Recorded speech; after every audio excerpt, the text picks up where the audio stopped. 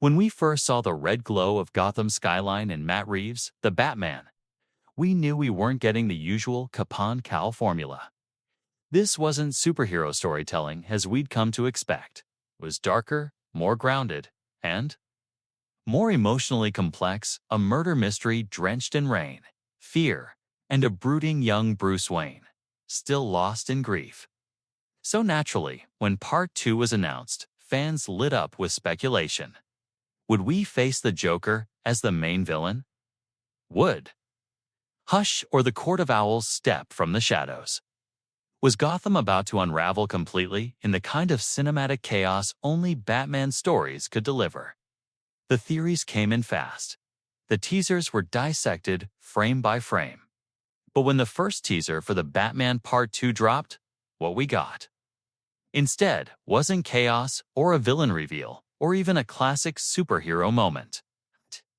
It was something intimate, quiet, almost unsettling.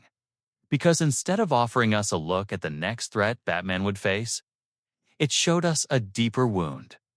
One we didn't even know was there. The kind of wound that doesn't bleed on rooftops or scream through clown smiles, it bleeds in silence, in memory, in legacy. And it changes everything. The teaser doesn't open with an explosion or a shadowed city. It opens with stillness. A home video-style clip grainy, filmed like a memory too painful to look at, but too honest to delete. A birthday cake. A child's uncertain laughter. The soft sound of someone singing. Then it cuts. Darkness. That's when we see Bruce, not Batman. Not a masked hero, brooding in the night. Just Bruce, sitting alone in the Batcave, not doing anything. Heroic dash, just ... sitting. And that single quiet image does more to shake us than a dozen chase scenes ever could. Because for the first time, the footage isn't asking us to look at Bruce Wayne, the man on a mission. It's showing us Bruce Wayne, the man who's slipping.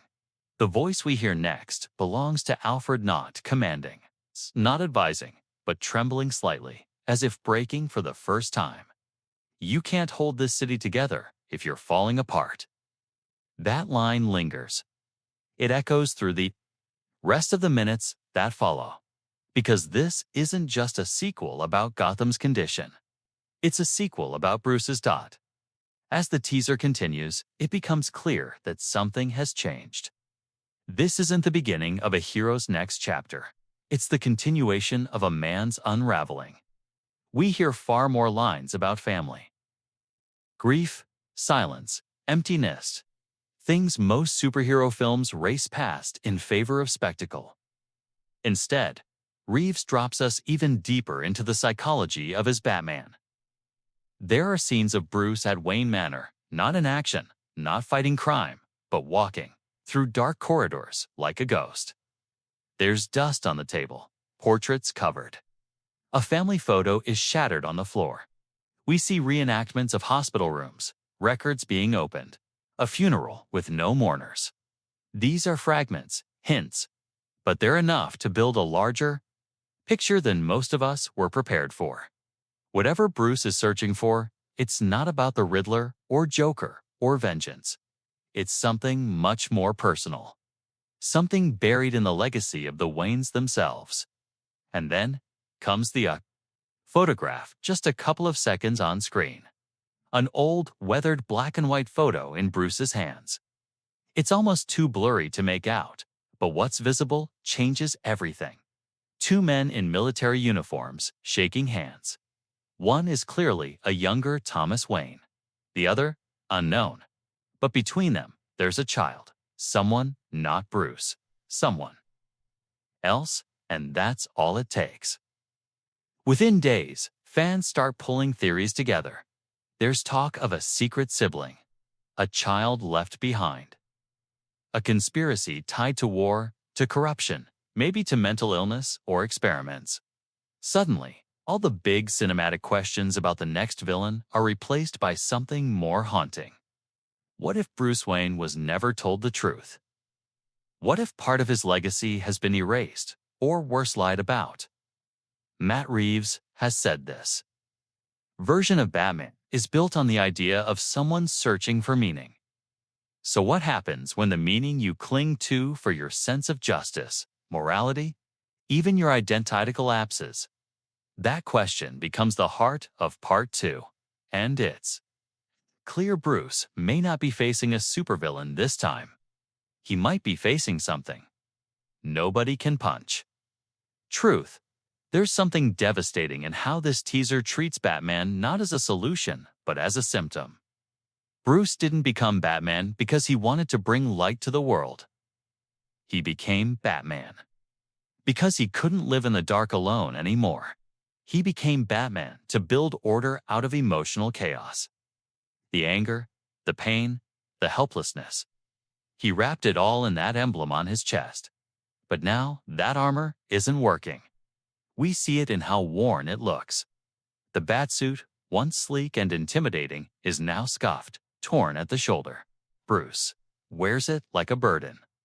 There's even a moment where he winces as he puts the helmet on, as if the cowl hurts now, as if it's less a symbol and more a cage. We're watching someone who can barely keep being himself. And here's the twist. That's the real danger. Not the masked enemies rising from the underground, but the man himself, unraveling from within. We've never seen Bruce this human, and that's what makes this so magnetic. It whispers instead of shouts, it shows rather than tells. Because every close-up of his cracked knuckles, every frame where he hesitates to speak, or rests his forehead against shattered glasses, another look at a man running out of emotional air. And in the few glimpses we do get of action, it's not filled with triumph, it's reactive.